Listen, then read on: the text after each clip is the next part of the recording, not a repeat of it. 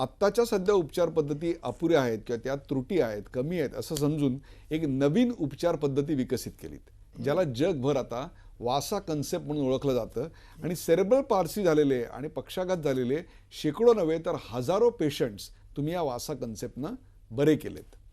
अनेकांनी असंही मला सांगितले आपल्या रुग्णांनी की त्यांच्या हातात जादू आहे.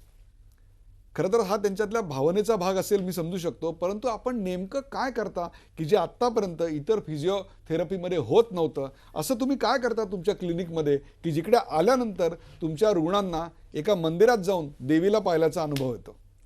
ते असं मी केव्हा पण नाही माझ्या डोक्यामध्ये ठेवेल की मी काय कोणाला करते ते काय देवासारखं आहे. कारण ते माझ्या पेशंट लोकांची मोठा दिल आहे म्हणून ते लोक असं मला म्हणतात. पण मी फक्त माणूस आहे आणि माणूस राहणार आणि मऱ्यापर्यंत लास्ट ब्रेथ तक मैं अपनी जान अपने पेशंट के लिए और ते लोकांच्या अख्खी दुनियामधून पराधीनता काढून टाकायला मी काम करणार. क्या बात की आहे. ते लोकांना पराधीन नाही व्हायला पाहिजे, स्वतःच्या अवलंबन independent राहायला पाहिजे. इंडिपेंडंट व्हायला पाहिजे आणि त्याच्यासाठी मी काही पण करायला तयार आहे. बरं, आता